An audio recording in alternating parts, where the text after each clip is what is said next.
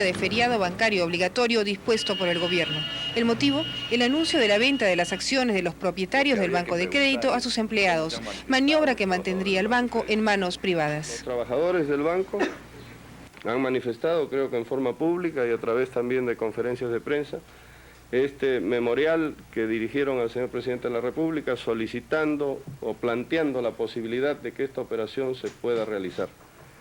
Analizando con nuestros asesores legales y analizando la... Los banqueros dicen que la venta fue con aprobación del gobierno y Armando Villanueva, secretario general del Partido Aprista, anunció que la intervención sería sin violencia. De acuerdo con la interpretación que han hecho los señores trabajadores, ellos podrían adquirir todos hasta el 100% del accionariado, en cuyo caso no se produciría el proceso de la participación del Estado. Sin embargo, el gobierno reaccionó con fuerza, declaró ilegal la venta, decretó el feriado bancario y rodeó los bancos de policías. Poco después, el Poder Judicial se enfrentó al Ejecutivo, declaró que el cierre es ilegal y ordenó que se abran las puertas de los bancos. El enfrentamiento entre los dos poderes se presenta serio. Hoy, sin embargo, la presión policial aumentó. La zona entera fue acordonada y los periodistas, a quienes se nos impidió el acceso a la zona, fuimos constantemente agredidos. El gobierno sesiona casi permanentemente buscando una salida lo menos traumática posible. A la confusión creada se le añaden además las huelgas de numerosos sectores, entre ellos los 600.000 empleados estatales, parte de los cuales tomaron hoy la Embajada de Costa Rica. Las comisiones interventoras nombradas por el gobierno para reemplazar a los directorios de los bancos estatizados se encuentran reunidas con el ministro de Economía, Gustavo Saberbein. La toma podría producirse en cualquier momento. El enfrentamiento con el Poder Judicial, sin embargo, todavía no ha sido resuelto. Después de 2 meses de discusión en el Congreso, después de casi 40 mítines presidenciales y varios de la oposición, y después de unos 24 recursos de amparo, la ley de estatización continúa sin poder aplicarse. Con la bolsa de valores cerrada y algunos bancos en feriado bancario, el sistema financiero del país se encuentra por el momento virtualmente paralizado. En Lima, Perú, Mónica Seoane, Univisión.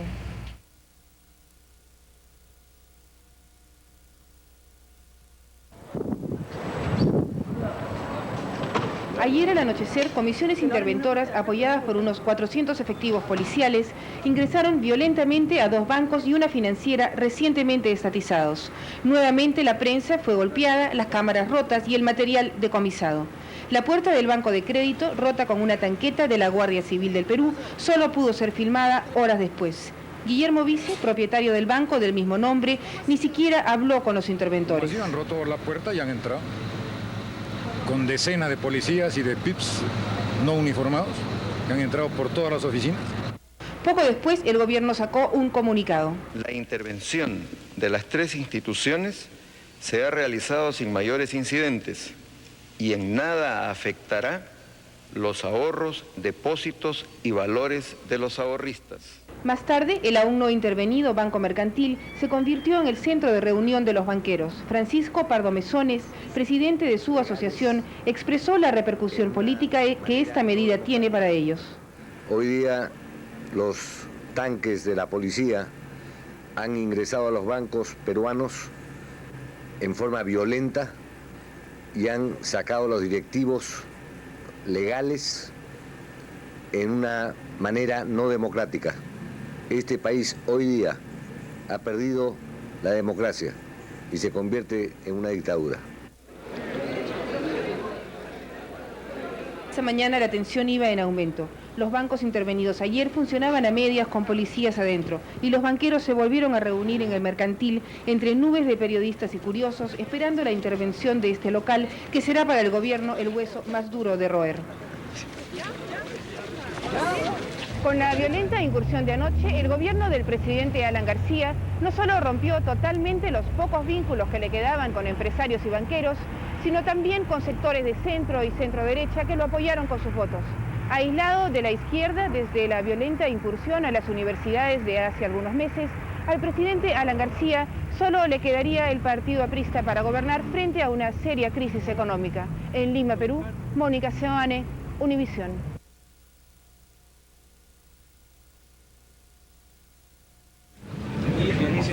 Después de de la violenta incursión a los bancos de la semana pasada, la situación ahora es de una tensa incertidumbre. Quedan aún 5 bancos por intervenir y se libra una dura batalla legal. Esta semana las 3 principales publicaciones del país, generalmente en completo desacuerdo entre ellas, coincidieron por una vez en sus editoriales para responsabilizar de la incertidumbre financiera y política al propio presidente Alan García. César Hildebrand, director del semanario Sí y del programa político En Persona, tituló su editorial El APRA debe gobernar. Los hechos últimos demuestran que los caprichos del presidente prevalecen sobre la oferta electoral del partido aprista. Y eso está creando un gravísimo problema para el partido, para el gobierno y para el país. Aunque los bancos ocupan las primeras planas, otros problemas persisten. La próxima semana dictaminará la comisión investigadora de la masacre de los Penales, de la que se esperan acusaciones directas al Consejo de Ministros. Además, las acusaciones al viceministro del Interior, Agustín Mantilla, sobre grupos paramilitares supuestamente vinculados al partido de gobierno y enfrentamientos cada vez más fuertes con el movimiento revolucionario Tupac Amaru y con Sendero Luminoso. En este contexto han causado revuelo aquí las duras declaraciones del general en retiro Luis Cisneros. El general, aunque sobredimensionado por la prensa, guarda aún estrechos vínculos con los militares en actividad. Yo no veo y no creo que ningún peruano responsable pueda decir que la Fuerza Armada está pretendiendo asumir el gobierno. No. ¿Usted responsabilizaría al presidente García en caso de un golpe? Al fin y al cabo sí, porque uno habla del gobierno como ente, pero resulta que este es un gobierno ya no presidencialista, sino personalista. Este es un gobierno en que el presidente hace que los ministros digan lo que el presidente quiere, hace que el Parlamento apruebe lo que el presidente quiere, está en una lucha en este momento con el Poder Judicial para imponer su criterio personal. Entonces, ¿quién es el que está llevando esta coyuntura al país? Es el presidente Alan García. En mi calidad de presidente constitucional de la República y jefe supremo de las Fuerzas Armadas del Perú, y por mi orden, presento ante el Comando Conjunto de las Fuerzas Armadas. Hace unos días, en ceremonia en la Plaza de Armas, juramentó el nuevo ministro de Defensa. Aparentemente, pues, las relaciones entre gobierno y Fuerzas Armadas son formalmente buenas.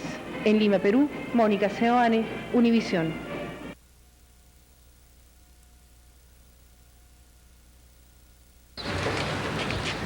La crisis política que planteó la posibilidad de un golpe militar en el Perú esta semana se habría resuelto, con la permanencia del presidente Alan García en el poder, pero en un total aislamiento, incluso dentro de su propio partido. Solo, presenciando el cambio de guardia en Palacio de Gobierno, se ha visto obligado a retroceder, abandonando su principal bandera, la lucha con el Fondo Monetario Internacional por la limitación en el pago de la deuda externa. Esta calle, mercado negro del dólar, se manifiesta uno de los fracasos del plan económico aplicado por el gobierno, la dolarización de la economía. Aquí la moneda sube y baja 200 intis en cuestión de horas. Quiero ratificar mi confianza en el pueblo peruano, que comprende cuán necesario era hacer una corrección severa en la economía para evitar mayores problemas en el futuro. Ello obligó al ministro de Economía a dirigir un mensaje al país anunciando el descongelamiento de los precios, excepto por 40 productos básicos, así como su asistencia a la reunión del Banco Mundial y el Fondo Monetario Internacional en Berlín. Es un hombre con mucha firmeza y con mucha vocación de trabajo, el ministro de Economía. ¿Piensa usted que se va a retomar las relaciones con el Fondo Monetario Internacional? Yo pienso que se tienen que tomar relaciones con el mundo internacional en conjunto.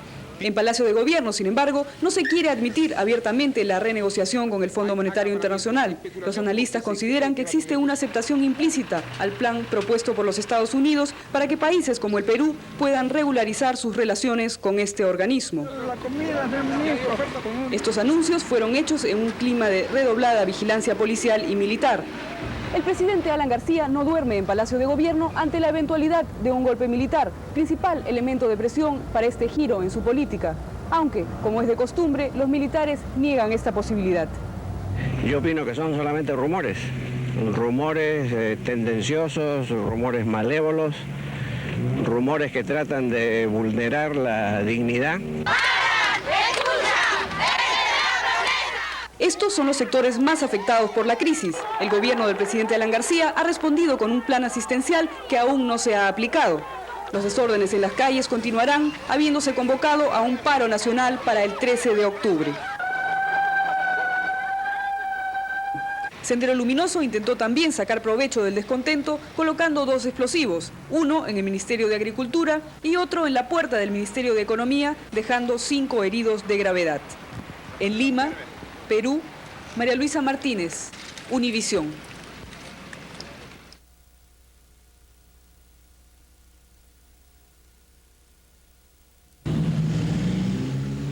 En esta casa vive una típica familia de clase media. Los señores López la construyeron con esfuerzo, pero han decidido venderlo todo y se van del país.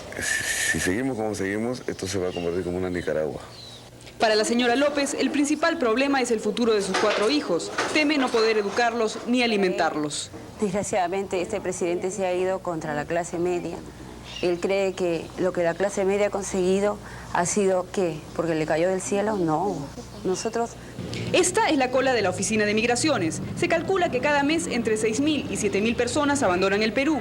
Desde 1985, cuando asumió el gobierno el presidente Alan García, han salido 110.000 peruanos, 45.000 de los cuales estarían en los Estados Unidos. Muchos de ellos, jóvenes profesionales y estudiantes, a quienes la crisis económica no les augura futuro alguno. Acá la cosa está tan fea que no hay posibilidad de trabajo. Para estudiantes como él, terminar una carrera en una universidad estatal es cada vez más difícil. La policía ingresó esta semana a la Universidad de San Marcos buscando a supuestos miembros de Sendero Luminoso y obligó a los alumnos a cantar el himno nacional frente a la bandera peruana, con la que sustituyeron a una de la guerrilla que flameaba desde hacía meses atrás en el patio de entrada. Pero el desgobierno, las alzas que en los últimos 3 meses han sido de hasta 400% y las múltiples caras de la violencia son las que incrementan el éxodo.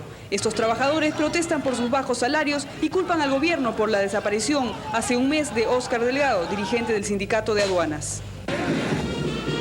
Alan García, quien asiste cada vez menos a actos públicos, acompañó el cortejo fúnebre del expresidente del Perú, José Luis Bustamante y Rivero. Mientras tanto, los observadores políticos insisten en afirmar que los funerales de la democracia peruana no estarían tan lejos y los miembros del gobierno aseguran que el supuesto golpe militar es obra de los fabricantes de rumores. En Lima, Perú, María Luisa Martínez, Univisión.